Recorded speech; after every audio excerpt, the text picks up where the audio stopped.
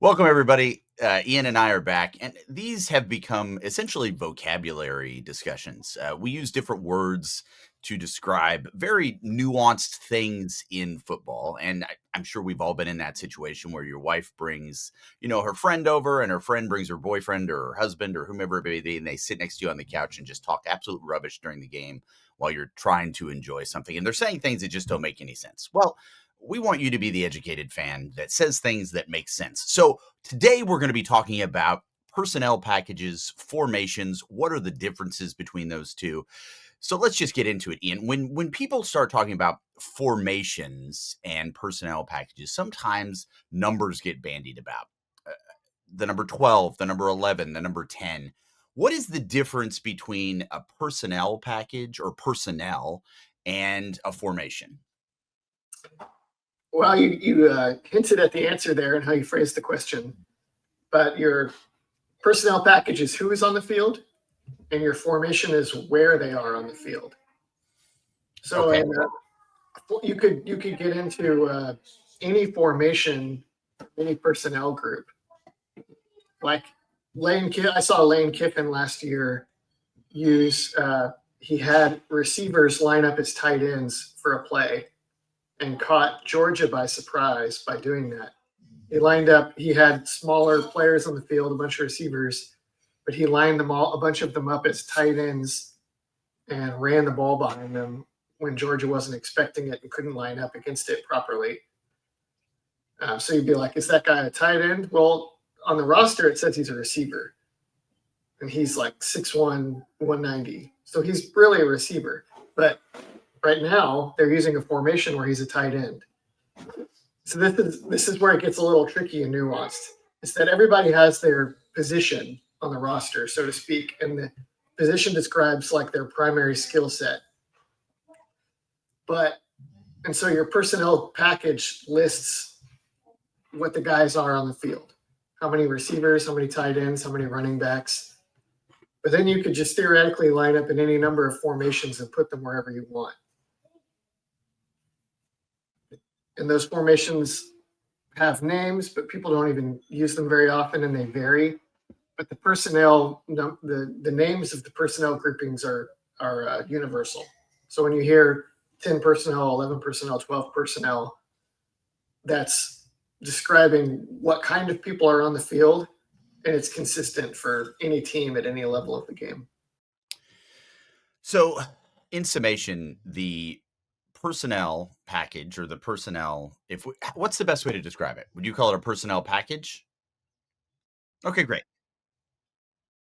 Yeah, so a personnel grouping or package, when they start to use numbers, let's get into that specifically. So today we're going to be talking about a 12 personnel package.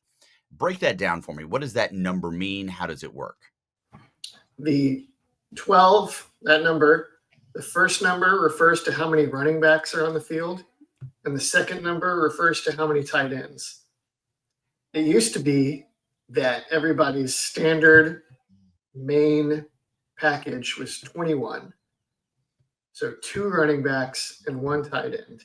And one of those running backs was the fullback. Right. And that was like most of the country used that.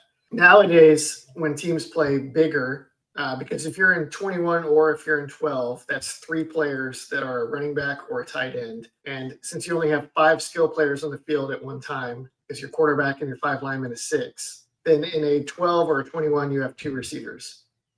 They don't get any numbering. You just have to use your math skills to figure out how many receivers are on the field. So 12 personnel replaced 21 personnel eventually. People said, why use a fullback when we could just use another tight end? Tight ends have a little more of a wider skill set than fullbacks do. So 12 has become the most common, bigger personnel package. And when you say package, so you have a 12 personnel package, that means you have a chunk of your playbook with different formations and different plays that uses that requires that you have 1 running back and 2 tight ends on the field. Right. And again, just to get into the vocabulary before we start actually looking at examples of some of this, you may also hear that certain personnel, let's get rid of that word, certain players have packages, right? So you may hear read somewhere that says, "Oh, well, we've got a freshman quarterback. In this case, let's pretend it was Arch. Is Arch going to have a package of plays for this particular game?" That doesn't necessarily correlate with the personnel package. Is that correct? Right. In the defining characteristic of like an Arch Manning package or a freshman quarterback, ex quarterback, is that freshman quarterback is in it. Yeah. Everything else would Right. be, so that'd be like another section of the playbook with its own formations and plays and maybe personnel packages. But the unifying theme of that section of the playbook is that it all involves this freshman quarterback, and it's Right. built around either his specific skill set that has him on the field and or his specific limitations because he's a freshman. Yep. Fair enough. All right, great. Let's hear from our sponsor, and then I want to get into how Sark implements and uses these different packages, specifically 12 today. This video is brought to you by Luxe Kitchen and Bath. Luxe has been offering high-end kitchen and bathroom remodels for 3 generations throughout the greater Austin area. With 5-star review after 5-star review on Google and Facebook, and an A-plus rating from the Better Business Bureau, you can put your faith in Luxe Kitchen and Bath's award-winning designers and skilled craftspeople to bring to life that dream vision of your special home. But that's not all. Luxe's all-star team provides full remodels, large additions, and even commercial build-outs as well. So call Luxe Kitchen and Bath at 833-358-LUXE today. Or visit luxekitchenbath.com to discover where quality meets luxury and begin the process of transforming your home. Get a free quote today by calling 833-358-LUXE. That's LUXE. Or by visiting luxekitchenbath.com. Link in the description. Okay, Ian. The 12 personnel package, we're talking 2 tight ends there. Where would you say this ranks in Sark's favorite personnel packages? I think 12 was his favorite up until maybe the Arch Manning era. We'll see. Because Sark has always liked having a pocket passer. Yep. And if you watch our Spread 201 video informational, you learn that if you have a pocket passer, then you need either you need one blocking tight end on the field with him at all times, or else the defense is able to stop the run more easily because you don't have enough people to block their main defenders that they're going to put in position to stop the run. Sark loves 12 personnel because it allows him to put a big blocker on the field to help protect the quarterback, to help ensure that you can run the ball, and then also use a second tight end who's maybe a marginal blocker, but he's in a position now where his blocking assignments are easier because of the other blocking tight end. The big blocking tight end does the hard stuff. The smaller tight end does some of the easier blocking, and now he's a hybrid who can move around and be a weapon in the passing game, maybe block smaller people, create versatility and flexibility in the offense. Or at the end of the game, maybe you put even a second good blocking tight end in the game and you just start mowing people down if you're like sitting on a lead and you want to run out the clock. We've seen Sark do that. That was Sark's bread and butter in 2024. Yep. A lot of Texas's games that they won in the SEC were won by getting into 12 personnel and then just running the ball over and over again. Yeah, that's where Wisner got a lot of his yards for sure. Yeah, exactly. Well, let's take an example of that since we're talking about the run. Let's go ahead and look at 12 personnel from the perspective of a run, specifically, again, duo. So we're just doing lots of fun plugs here for our other videos. So check out the video on duo. That'll really break down why it's called duo, but this is specifically coming out of the 12 personnel. So go ahead and break this one down for us here, Ian. So we have from left to right your 5 offensive linemen, and then Gunnar Helm, And then just below Bevo's ear on the logo is Juan Davis. And Gunnar Helm and Juan Davis are both tight ends. When Texas would play in 12 personnel, Gunnar Helm was the bigger guy, so he was the bigger blocker. Juan Davis was actually a very good blocker, but he was smaller, like 6'1", 240. He's really a glorified fullback, but we don't even really use that term anymore, so he's a tight end. And then they also have maybe Matthew Golden. I can't tell for sure. He's packed in tight as well. And what they're doing is they're using their extra tight ends to extend the line of scrimmage, create extra gaps that the defense has to put defenders up to fill so the running back can't just run straight through them.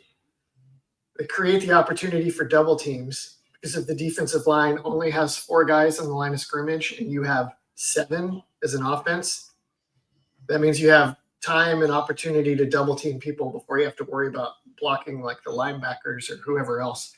And then the duo run, which we explained, but the duo run is basically just double team as many people as you can. The running back goes straight ahead and he goes where the linebackers aren't. And traditionally duo is very much a 12 personnel play because to get a whole bunch of double teams and extend the surface like this, it helps to have extra big bodies. That's why the receiver is in there as well. It's just, let's just get everybody in there, pack everybody in. The running back is sure to find something. And if he does, because you've drawn in all the defenders up tight, there's a chance that he's going to get behind people and go for, 70 or whatever. If you're looking at this formation, you're seeing this number of big bodies up there. I mean, you have to believe that this is a run. Like, there's not a lot of mystery to this particular formation, is there? Yeah. I mean, you mostly know, but there are, of course, sure, play action and RPOs to keep a defense honest. But I mean, certainly, you can take enormous sections of the playbook and just rip those pages out and burn them for this play because none of those things are happening. Well, and you note it, for those of you that are watching and not listening on Spotify, thanks for listening to the podcast. You'll note that the Mississippi State team has really loaded the box. I mean, they're reading run here too. Yeah, they are giving it just a little bit of caution. Number 10 is a safety, and he's much closer than a safety normally would be because, like he's surmising they're probably coming right at me. But he's still, what is that, 8 yards off the ball? Yeah. And whoever it is on the right that has a 2 on their jersey, that's another safety. You would hope from this alignment that you would get 3 to 4 yards easy before one of those safeties could come up and clean up. If they packed it in, that's when you could maybe have a chance at breaking a long run because if they hit the wrong gap, then you're off to the races. Right. Well, let's have a look at this. And again, this is coming from the duo blocking schemes. What we want to see here, obviously now we've laid out the personnel packages. So we've got our 2 tight ends on your screen. That's going to be the right side of the screen for young Arch there. That's going to be the left side for him. We are looking for the double teams, certainly up front. This is a run down the middle. Let's have a look at this.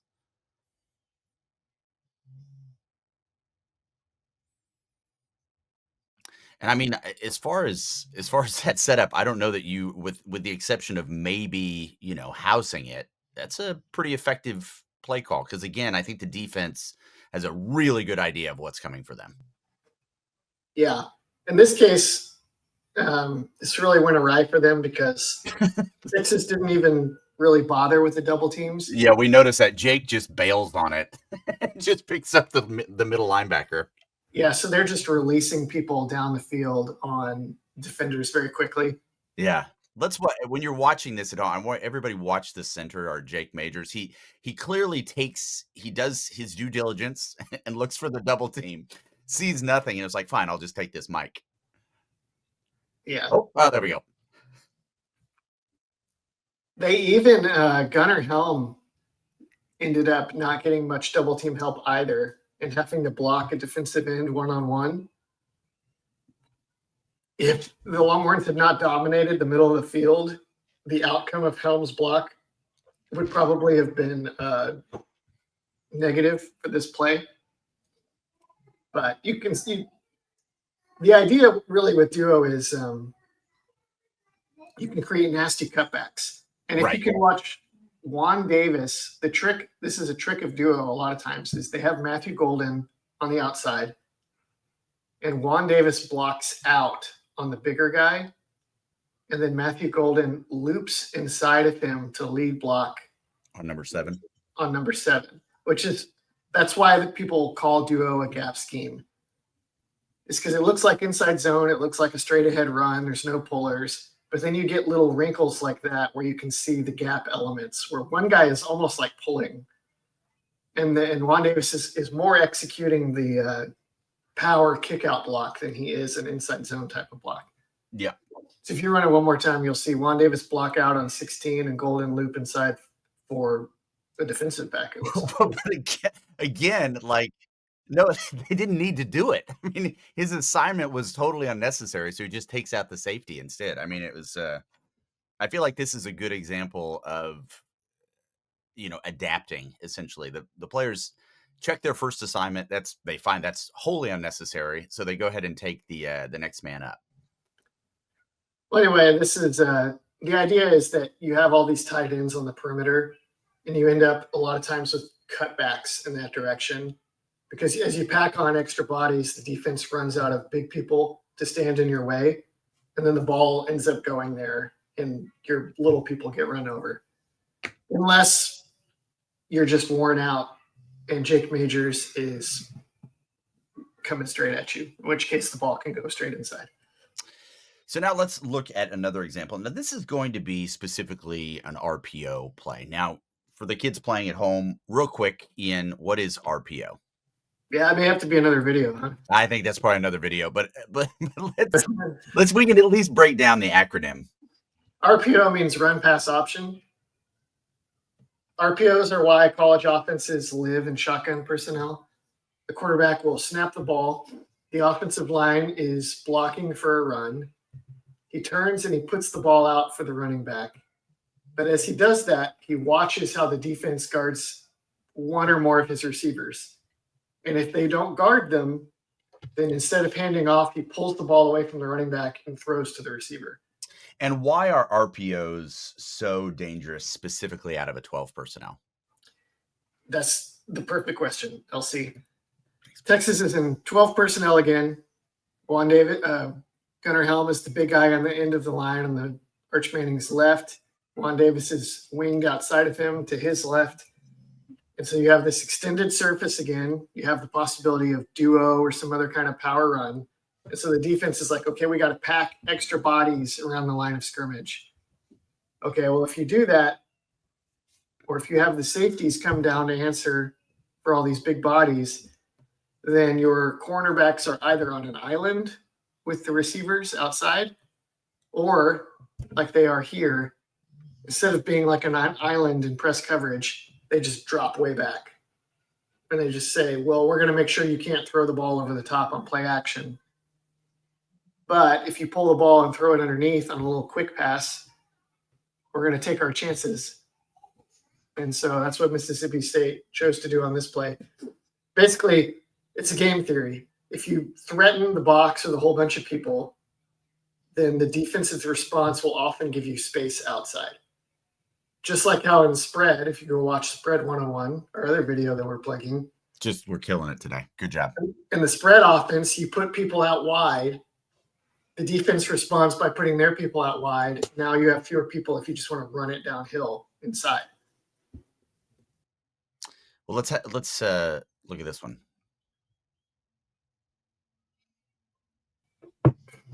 So this is a great example. I mean, really good job by Arch here, selling the run. Let's watch this at full speed again. His release is extremely quick. It's extremely quick. I think for the folks playing at home, sometimes it's really, obviously, it's super fun to watch the ball and the quarterback, but watch the defense on this play. See where they bite, how they bite, because that is going to be really illustrative in why the RPOs are so effective out of this formation. or rather this personnel package.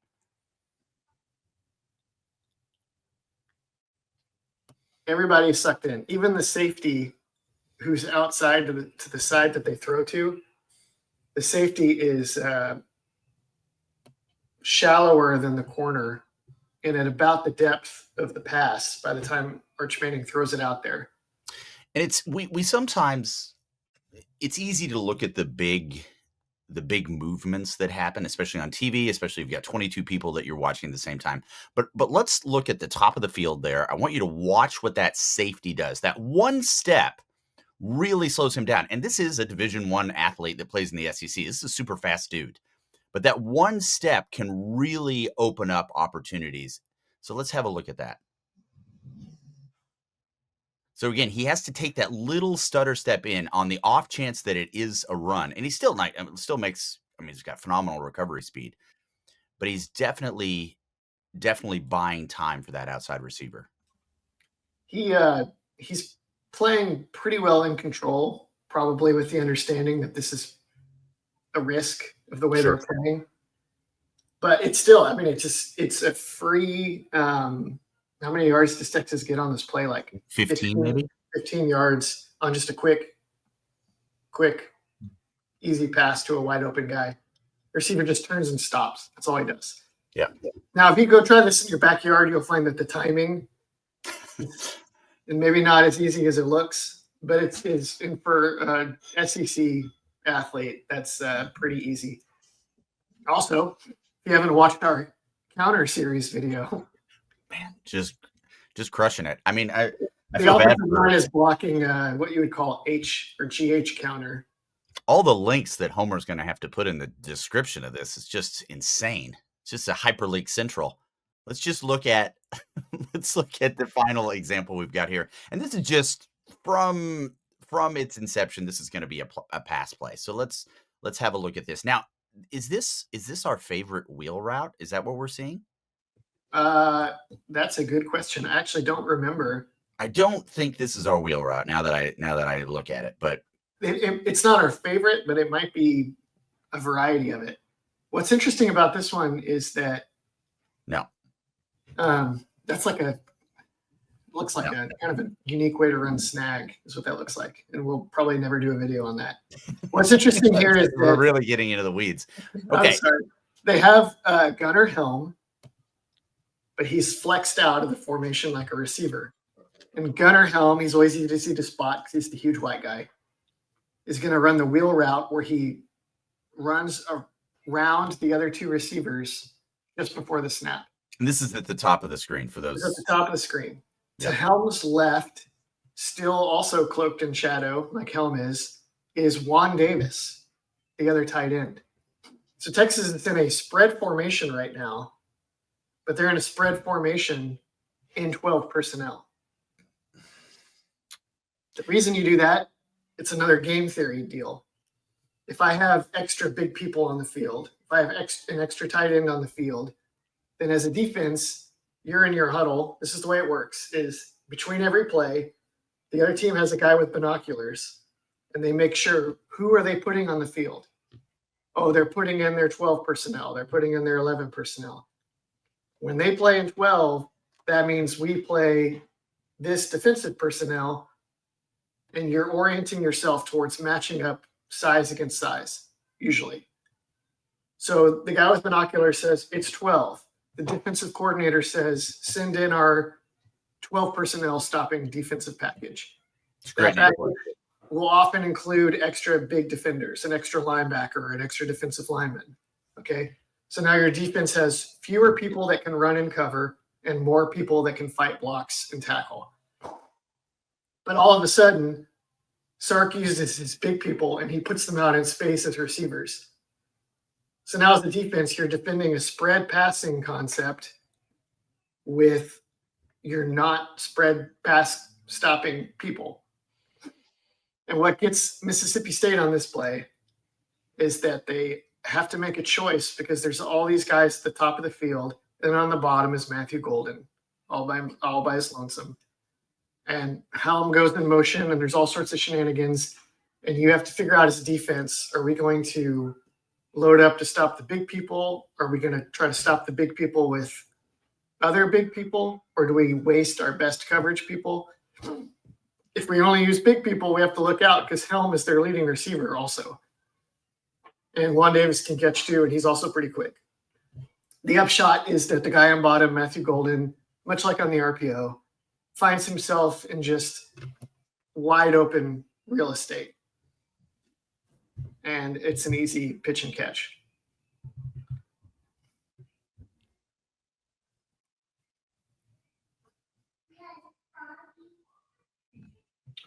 You can see that there again, the trick of that quickly timed hitch route. It's well thrown. It's pretty well thrown, and the timing is great. But it's a kind of a long throw, and it puts Golden a little bit on his wrong shoulder, and he falls down instead of picking up a couple extra yards. You'll find that happens if you try to run this with kids.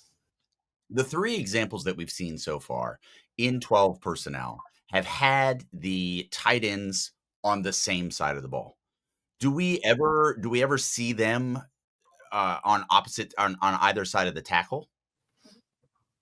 Yes, but usually when Sark does that, he pulls one to the other side. Right. Because you put them on opposite sides, and then you figure out which side ends up with a little person, and then you pull the other tight end over so he can go bully the little person. Right. So there, I mean, you can run any number of formations and put the tight ends wherever you want. But Sark loves 12 personnel because he likes to play games. He likes to manipulate. If I put two big people on the field and I put them here and here, here and here, what are you going to do in response? How are you going to match up in response? And then my play is going to be designed to punish you for the choice you made. Sark is very, very good at doing this in 12 personnel. There have been times when I've been like, Sark, you don't even have that good of a tight end on the field right now. Why are you using this formation so much? And how does he respond when you say that to the television? He is extremely rude.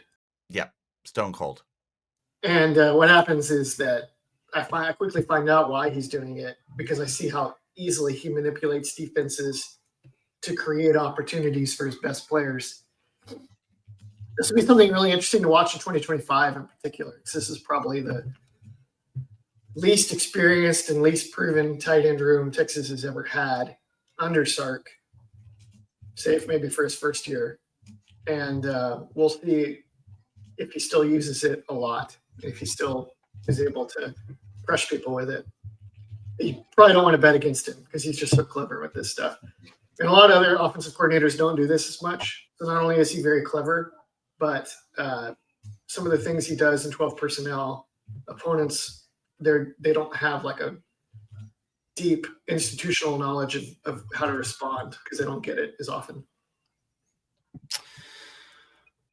Nailed it.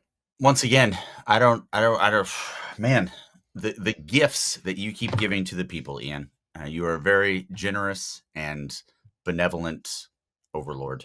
Thank you so much for being here. Check us out at InsideTexas.com. Obviously, we referenced a lot of other videos in this. Ian and I have been at this a little while now, and we've trying to build up the vocabulary of the fan base, especially those at InsideTexas.com who already have a pretty high vocabulary when it comes to this stuff. But again, we want you sitting next to that annoying person at the bar or at home and just dominating them with your knowledge. Thanks so much. We'll see you next time.